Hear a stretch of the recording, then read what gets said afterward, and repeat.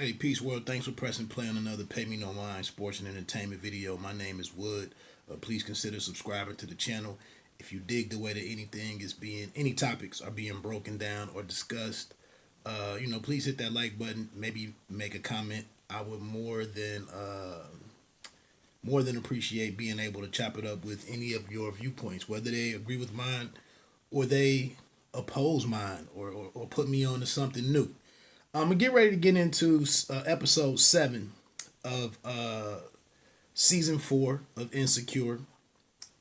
Lowkey Trippin was the name of the episode. Shout out to the writer Jason Liu for tackling a very complicated matter in a great way. We'll get into that in just a second. Shout out to Jay Ellis, who plays Lawrence, who directed the show, this episode.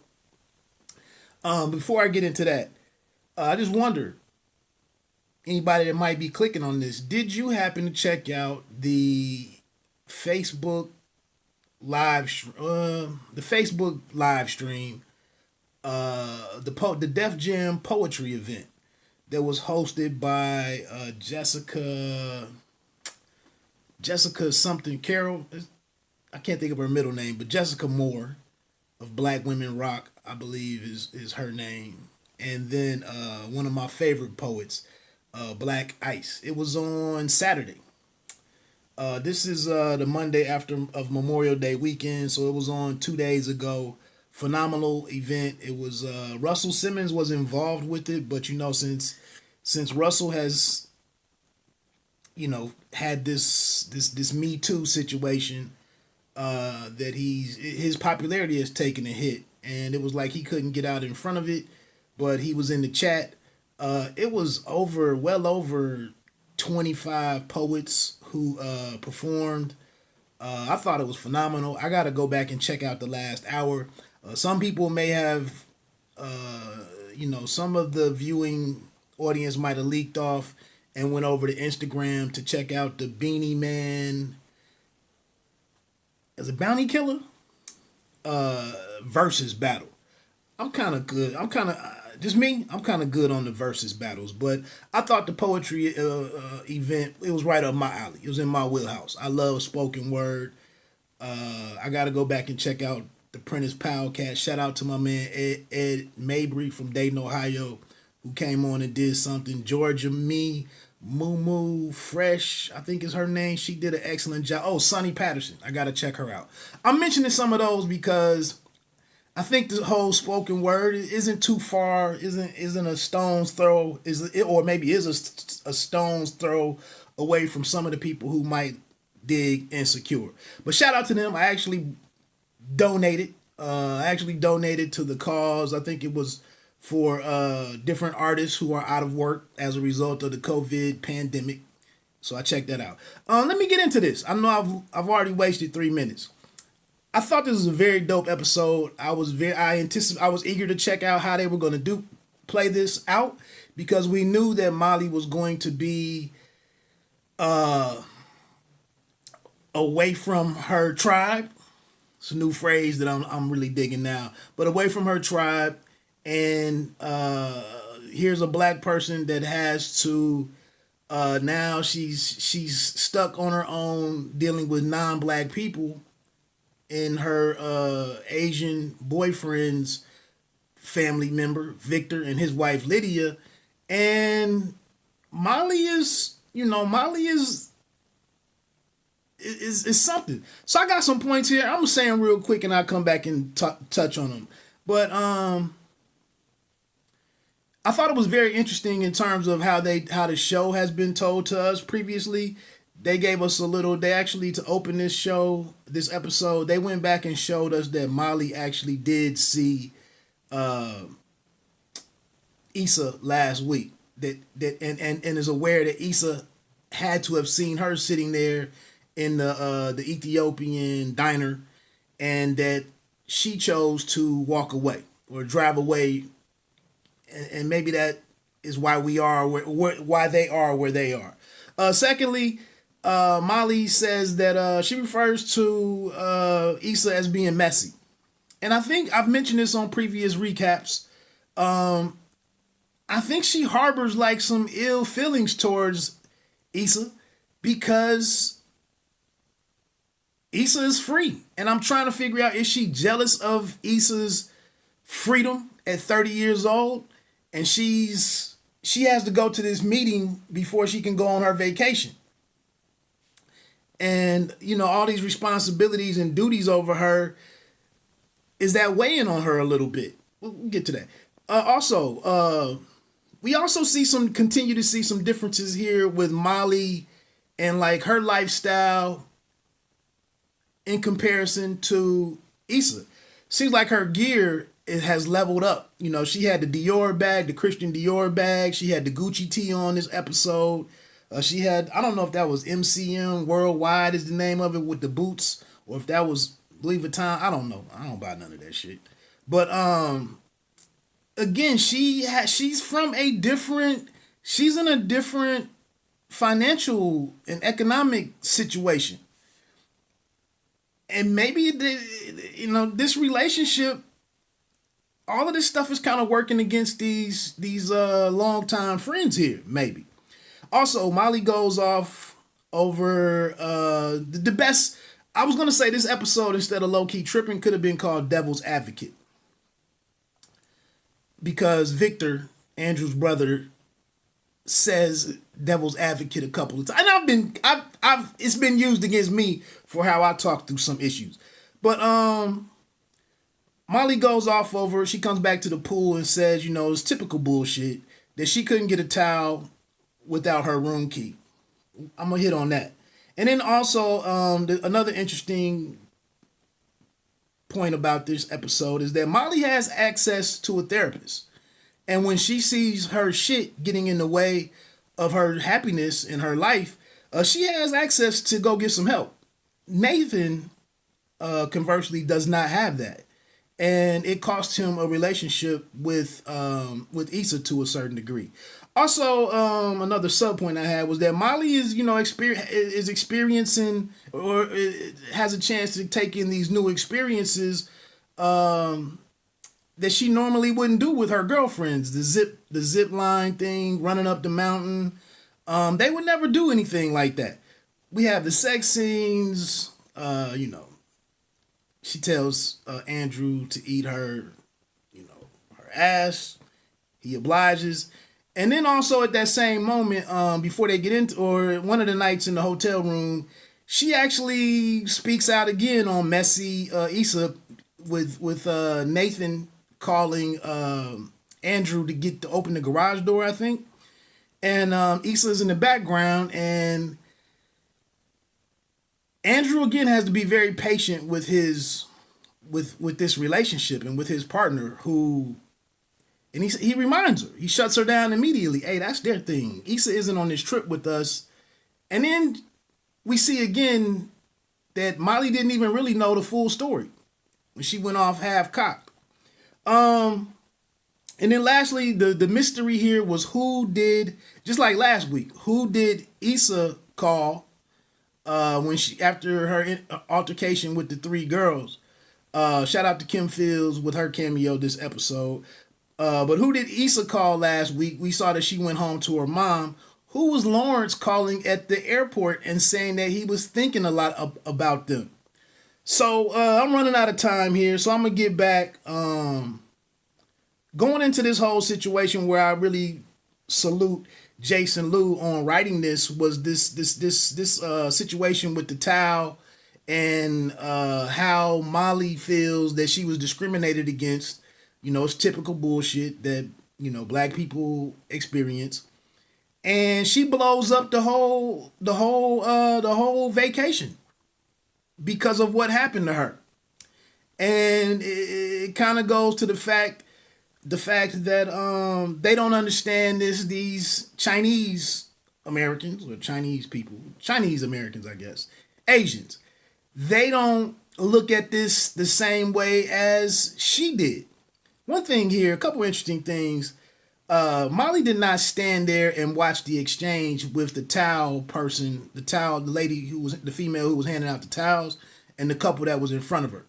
She walked up and they were giving her, and I don't know if that's how they shot it. It didn't get executed right, but she did not stand there and observe what went what went down between them. Secondly, Victor did not see what happened with them because he was coming back from the bar area or the bathroom or whatever. So he didn't even see what happened with the previous couple.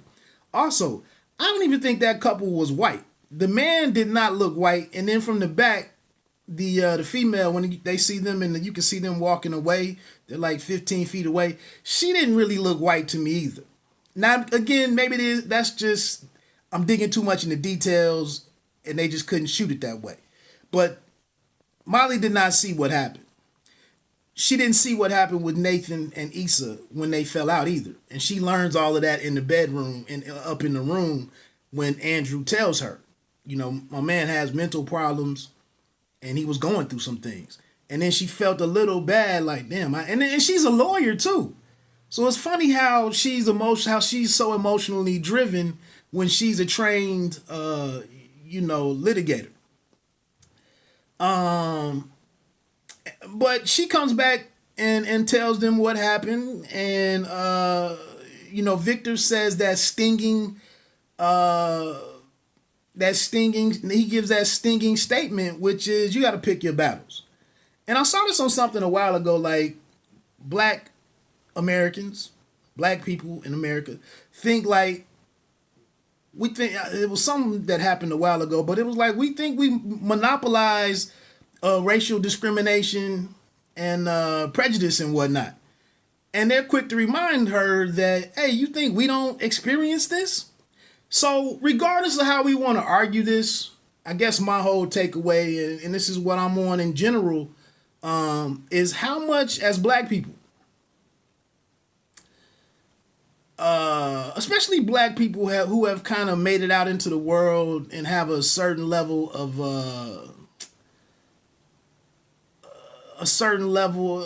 economic status and whatnot, and are out here doing something such as traveling to another country and whatnot, and you experience these things. How much are you going to let daily racism or daily discriminatory instances affect your life and affect your living?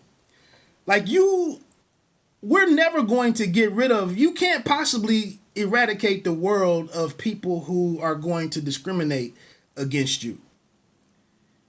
And a matter of fact, we have like new classes or emerging classes that can be discriminated against with, some of the transgender community and whatnot. Like there are new people for like quote unquote normal people to like disapprove of their lifestyle or how they look or so on and so forth. But how much are we going to allow like these interacting and coming into encountering these people with these prejudiced attitudes and views? How much of them of your joy are you going to allow them to take from you? It's a cost for this stuff. And Victor said, and I'm not saying what's wrong or right, I'm asking the question, devil's advocate. But he says, pick your battles. Damn, okay, she wasn't wrong for not having the key thing. And it's kind of a coincidence because I went to Mexico with my wife last year and her family. So I'm familiar with all of this. And you forget it one time not to have that key card on you at these all-inclusive resorts. And then you got to take that trip back up to the room to go get it. Or whatever, you borrow your spouse's or your partner's key to go get it. And knowing that anytime you get separated or you go to do something on your own, you might need to have your own key to get what you're trying to do. So, but again, Molly, I said it last, I commented on the Pay Her Weight channel that when Molly starts Mollying, what is going to be the outcome of that on the group. And they have this moment. And I think Molly, once he asked that question about, do you really know what happened? Do you really know that it was the color of your skin? Why she didn't acquiesce to what your demands of that moment? You got to think at these resorts, man. these people don't. You don't know how much money they make. You don't know how important this job is to them. You don't know what they get paid for this job. You just don't know.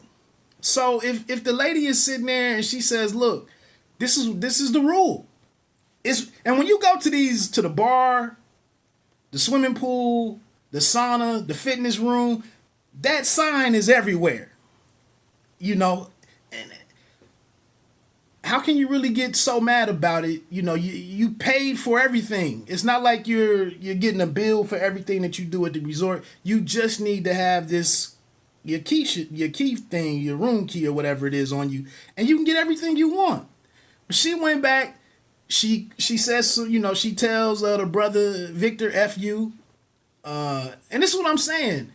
In reacting to this situation, now you really kind of mistreat and have maybe an irreparable moment with people who were allies. Victor and Lydia were really rocking with Molly and were trying to, and weren't even trying to make this work. They just naturally were like, "Oh, that's Andrew's woman.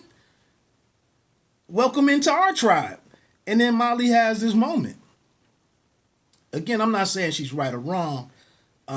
These are real experiences, and she messed up the rest of the trip.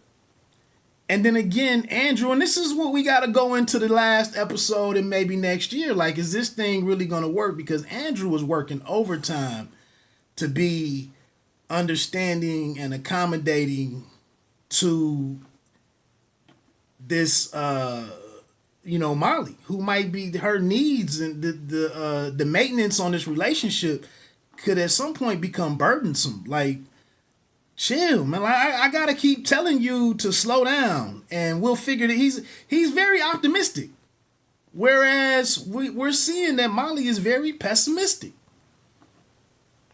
So I've already ran like 10 minutes too long, but that's kind of where I was with looking at this situation. Like I said, I'm not saying Molly is wrong and right in this particular moment.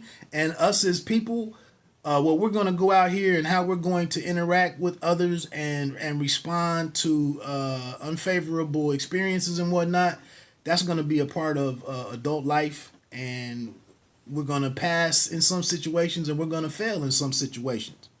But like I said, I salute Jason Liu for the show for doing this the way that they did it, and it's not telling you what's right. It's open for interpretation. And then, and then again, a positive thing here is that Molly, after this and after this 24 hours, the flight back, how many times are you going to have to pick up the pieces because you spout off and you erupt about something, and she calls somebody to get some help?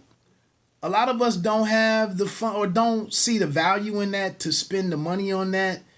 And it's a lot of situations out here that people can't get to speak with someone who can help them work out their issues. So they've invested some time in mental health, on the show. That's been a recurring theme. And then lastly, again, to just hit on it quickly, who did Lawrence call?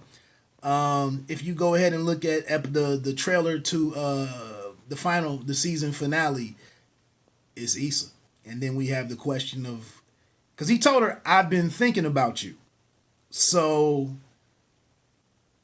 and they meet up at a bar. If you watch the trailer, I'm not spoiling anything, but they meet up at the bar to have the drinks that you hear talked about at the end of this episode. And it's a fairly friendly drink. And also, I guess in closing, do you think that Issa was restarting her relationship with Nathan, or were they just hanging out? Just hanging out. That's it. My name is Wood. Thanks for rocking with me. I'm out. One.